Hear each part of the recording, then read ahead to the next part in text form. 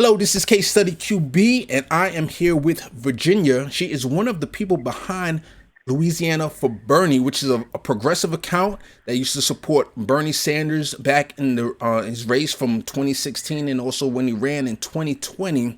And Virginia reached out to me on Twitter because she wanted to make me aware that, we have the Cedric Richmond race. Is a special race going on because Cedric Richmond he's now in the Biden administration. So his seat, he was a representative for Louisiana in District 2, and his seat is open now.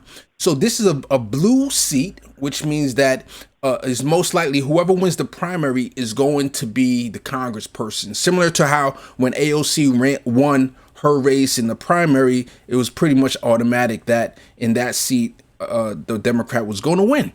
So this is very important for us to make sure that we fight for the right person in the primary for Louisiana District 2. So she made me aware that something strange happened. Now, Our Revolution Nationals endorsed a woman named Karen Carter Peterson. And Karen Carter Peterson used to be a Hillary Clinton supporter back when Bernie ran in 2016. So luckily for us, there's a man named Gary Chambers Jr. who is running, and he was a Bernie Sanders supporter, or is a Bernie Sanders supporter, I should say, as recent as 2020. And he is the true progressive that we should be supporting in this race. And I just wanted to bring light to the situation. And unfortunately, Our Revolution, you got it wrong this time. I'm not going to try to say the whole organization is bad, but this is something that we want to point out, when our leaders do something wrong or when our organizations do something wrong, we have to call them out on it. So let me introduce Virginia. Virginia, say hi. Hi. Thank you for reaching out to me. And let's get into it. So first of all, I want you to give your spiel. What do you want to say about this topic? Well, the thing with us is when we first saw it, I mean, it was a surprise when we first saw the first tweet. And it was like, we're familiar with Karen Carter Peterson. And I'm not saying anything personal about her because she's a good woman. She's worked hard for Louisiana. She's worked hard for the DNC.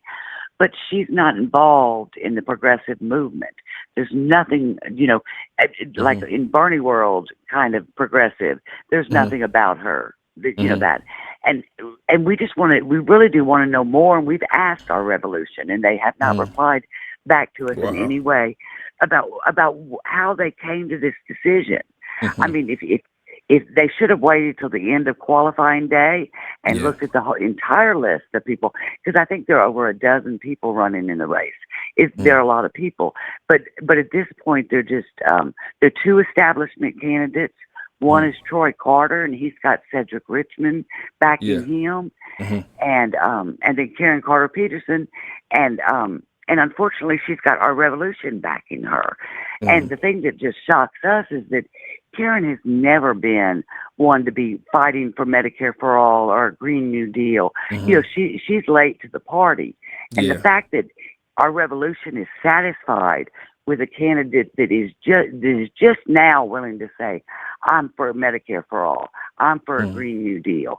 I mean, it's just really frustrating. As much as we have supported the movement, Bernie and Our Revolution and the other thing that's upset us is Ro Khanna, who was the co-chair of Bernie's campaign, has chosen to endorse Troy Carter, who is Cedric Richmond's pick. And that one hit us out of the blue too. It was like Ro, did you even check out the field? Wow. I mean, and Troy hashtagged his endorsement with hashtag CBC. So obviously it was a Congressional Black Caucus favor. Okay. But how can Ro do that to us down here? I mean, how can Our Revolution do that to us down here? We finally got a chance for change, real change. I mean, anybody that has listened to Gary Chambers knows that he's going to fight for the things he says he's going to fight for. So I have this website, uptownmessenger.com, and it talks about, the headline is a news website. Majority of Louisiana Democratic superdelegates support Clinton. Governor Edwards still uncommitted. And this is by Robert Morris back in March 3, 2016, right? And this has, it says here, U.S. Representative Cedric Richmond is also a superdelegate based on his office and has been actively campaigning for Clinton for months. Back in December, for example, Richmond was stumping for Clinton in South Carolina, which later proved to be a key victory for her. And unfortunately, this was back in 2016, and then we also saw in 2020, South Carolina was a big victory against Bernie, unfortunately. And then, but this is the point I wanted to highlight. It says, another prominent supporter of Clinton is State Senator Karen Carter Peterson of New Orleans, chair of the state Democratic Party, who hosted a debate watching party for Clinton campaign back in December. So here I'm bringing receipts on the fact that Karen Carter Peterson was truly a Clinton supporter. When we started the Bernie account in Louisiana, and we were trying to get people excited and all of that, we ran into a lot of problems with the Louisiana Democratic Party. They actually hosted Bernie down here for one of their dinners. That was early on in the campaign, but as we got towards the fall of 2015, they were openly supporting Hillary Clinton, which is fine and everything. But we got into the weeds with it and dug into their bylaws. And their bylaws stated that if the state party did not endorse a presidential candidate, which they didn't do in 2016, then the chair and the rest of the officers in the party could not fundraise or promote a presidential candidate. Well, they completely ignored that. They were fundraising for Hillary. Hillary went to Baton Rouge, and they organized to help get buses from New Orleans. They did all that. It culminated in the Louisiana Democratic Party having a brass band with waving Hillary signs outside of headquarters on election day. So they were in no way impartial. And that hurt our feelings. And actually, Karen was very sassy back to us on Twitter, actually in public, because they didn't think there was any consequence. They figured Hillary Clinton was going to win, and they'd never have to answer to anybody. Well, now with Karen going after, I don't know whether she pursued the Rev endorsement or if they pursued her. Okay. That would be interesting to find out. But to me, it's shameless for someone who was so anti-Bernie in 2016 to go to the organization that was founded after his campaign. It just really just hurts my feelings. This is what I want to say. Just because she supported Hillary Clinton in the past doesn't mean somebody can never be a true progressive. I think I go back to, Ayanna Pressley, she supported Hillary Clinton in the past.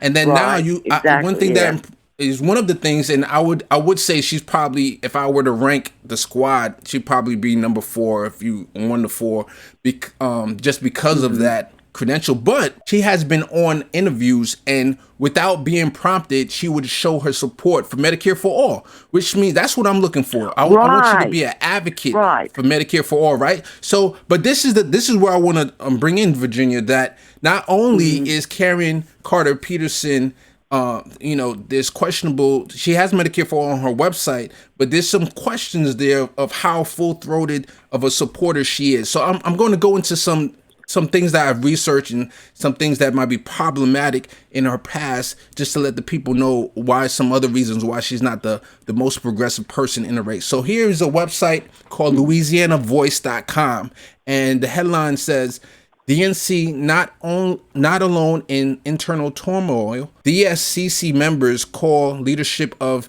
Senator Karen Carter Peterson into question. And this was written in November 7th, 2017 by Thomas Well. That's what it has here. And I'm just going to read a couple of the highlights, things that I highlighted here. In an organization that is perpetually financially strapped, the executive committee, once stacked with her appointees, they're talking about Karen, awarded her an annual stipend of $36,000 plus expenses. This was done without the approval of the Democratic State Central Committee, most of whom were unaware of the stipend. She has continued taking the money in her second term, again without approval. Oh, Peterson also has made it a point to take care of family in her role as chairperson. Her sister Elaine Carter was paid $13,000 during October and November 2015 for organizational grassroots consultation, quote unquote. According to figures provided by the Louisiana Ethics Commission, Peterson denies being among the three prominent Democrats, including then Senator Mary Landrieu, who met with then Senator Representative John Bell Edwards at New Orleans International Airport in 2015 and tried to convince him to withdraw from the governor's race so that a moderate Republican might be elected. Landrieu has since apologized for her part in the effort, but Peterson has not. So this was a case where the Democratic Party, the leadership, or you would say like almost you could call her a boss in Louisiana, tried to convince this person, John Bell Edwards, who I believe is your governor right now, right, Virginia? right. He's on his second term. On his second term, they try to convince him not to drop out of the race so that a moderate Republican could be elected. I'll tell you a little bit about the Louisiana Democratic Party right now. Is Karen's no longer the chair, but they've elected an almost Republican to chair the Republican Party, the Democratic Party now. Wow. She's given money. The new chair of the Louisiana Democratic Party has given money to Clay Higgins, who, if you know anything about Clay Higgins, he's a nut. You know what I mean? Okay. But getting back to Karen, I don't know that much about the stuff you just talked about, but I will say this about the New Orleans. They call it the New Orleans political machine, and it is a machine. They basically, the only base that Democrats have in Louisiana is basically in New Orleans, because they can, they can get out the vote in New Orleans, but their machine is a machine, and it does stuff just like the stuff you just talked about in that article. They do stuff like that all the time. All the time. I mean, dirty politics down here. People, you can't even question it. I mean, when I went to a reporter about the stuff about the Louisiana Democratic Party pulled during the 2016 primary about just violating their own bylaws, the reporters wouldn't touch it. Our reporters do not go. I mean, unless it's just something, way blatant, they're not going to get into little messy, things like that. Yeah. No, I understand. Let me read the last part of this article, and then we'll move on. Karen Peterson is an ambitious politician of questionable loyalties who has used her chairmanship of DSCC to build a fiefdom and to launch a national career, all at the expense of the organization she was elected to build and serve, the DSCC members said. The most important thing, when we're talking about Karen, is the fact that when our revolution says she supports Medicare for all, well, then if you do a quick search of her Twitter history or, anything online, you don't see Karen, talking about Medicare for all last year or in the last 6 months. You don't see her supporting national nurses or any of the groups that are promoting Medicare for all. Those aren't her contacts. The part about this endorsement by Our Revolution that really gets to me is because it seems to be an endorsement by Our Revolution Executive Committee, their board, who they have a lot of people on there that are DNC members, and it's like that's where she got her in, is through the DNC. And if you think about what the DNC did to Bernie in 2016, that's the part that's so nauseating. That now, Our Revolution is going to say, oh, well, look, here's a DNC member in Louisiana. Let's support her instead of supporting activist Gary Chambers, who supported Bernie.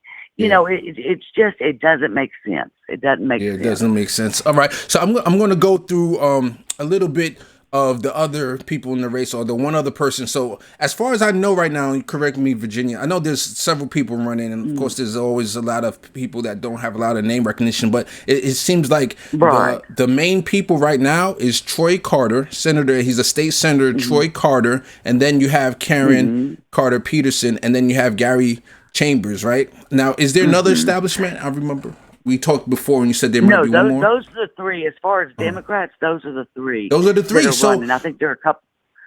So we got two people that's trying. Well, Karen is trying to straddle the progressive lane and almost be in the establishment to a certain extent. She's trying to be in the middle, right? Mhm. That is going to be her hardest part because Yeah. she wants to, like she wants to promote Emily's List. She wants to Mhm. promote Mhm. all of those vote blue, no matter who Yeah. endorsements, that kind of thing. But then Yeah. now that's the part is that she's kind of swerved into Gary's lane and is Yeah. trying to grab, Medicare for all and Green New Oh Deal. wow. Now, Wow. mind you, most hardcore DNC people aren't running around talking about Medicare for all or Yeah. Green New Deal.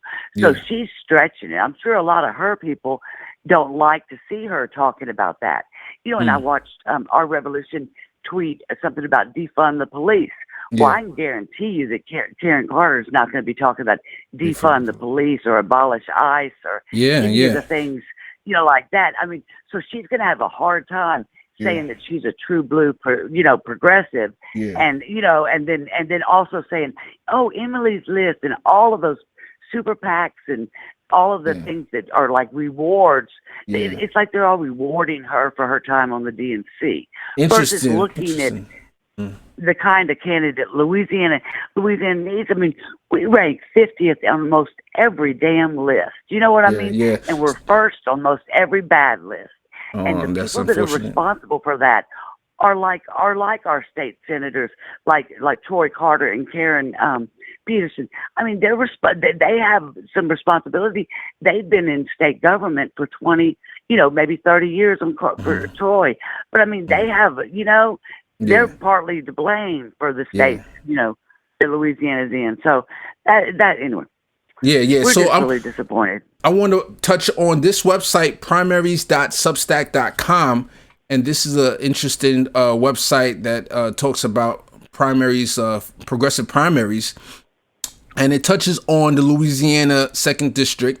So you just talked about how Ro Khanna, unfortunately, he endorsed State Senator Troy Carter, and it shows here in this at this website at this article that they wrote on this district. They talked about how what he's against, or he condemns defund the police movement. So it's one thing to be critical of, Oh, yeah. the logo, the critical of the name defund the police, but maybe be still aligned with the objectives of trying to divert money away from Right. police and then towards the community. But he literally he wrote a resolution to condemn the defund the police movement. This guy, State Yeah. Senator I didn't Troy know that. Carter. He also said because Cedric Richmond is so terrible, he has somewhat predictably endorsed Carter, which is what you said, and who appears to be the worst option. That's what this person who he's writing. Obviously, this is a progressive website.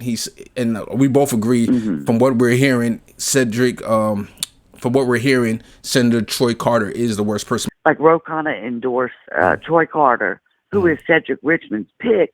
You have to look at the way, the condition that Cedric Richmond has left Louisiana. You know what I mean? Yeah. Cancer Alley is Oh man. Louisiana 02. Yeah. You know Oh, what I man. mean? And so I posted an article last night about that the Guardian ran about how Cedric Richmond has ignored his constituents in St. James Parish. When Rise St. James has had Reverend Barber and the Poor People's Campaign down there over and over, to amplify, what's going on in St. James Parish, to show Yeah. all of the people that are dying of cancer and all of Wow. that. Well, Cedric Richmond hadn't been down there. Cedric Richmond hasn't met with them. When they tried to meet with him, he's been very short with them. And so Wow. now, to think about, when Louisiana newspapers say, oh, we've got two great contenders for Louisiana 02, and then they say, oh, here's Troy Carter, here's Karen Peterson. And it's like, what have either of those people done for the people of Cancer Alley? Nothing. Nothing. Yeah. You know what I mean? They've never met with them. They've never been at the rallies. They've never, been at the marches from St. James Parish to Baton Rouge. Those people have never been in sight. And now they're coming and asking for those people's votes. And I'll be damned, but Gary Chambers is going to get their votes, Yeah. Let's hope so. That's what we're here for, to advocate for Gary Chambers. So this is what they talked about for State Senator Karen Carter Peterson. She voted for Troy Carter's anti-defund solution, tried to privatize school lunches, and works for a corporate law firm with some pretty scuzzy clients. And then she also has gotten some high-profile endorsements, including Stacey Abrams, Emily's List, and Our Revolution. That's what we're talking about here, as well as some local politicians. Her biggest endorsement to date is New Orleans Mayor LaToya Cantrell. Carter Peterson has laid down a few policy priorities so far on her website, Twitter, and in public statements, and it sounds a lot like a politician trying to ride a ideological line to scare off neither moderates nor progressives. For instance, she supports Medicare for all, but her language is always about wanting to work towards Medicare for all or expand access to healthcare for all. We asked if access, exactly. We asked if she liked to clarify what the phrasing entitled, but her campaign never got back to us. Also, she also supports a federal investment in green jobs and as a DNC member called for a climate debate, but won't say the words Green New Deal as far as we can find. In other words, she's a clearly and significant improvement over Richmond, but not a likely squad member. Go ahead, Virginia. Oh, I hadn't read that. That talk about on point. I mean, that really is true. And I think maybe yesterday or the day before she did tweet something Green New Deal. It must have been yesterday because it was after Biden did his thing. But you see, I mean, it's just in reaction to people calling her out on not, you know what I mean? Yes. Her language is not the language of a progressive talking about these policies.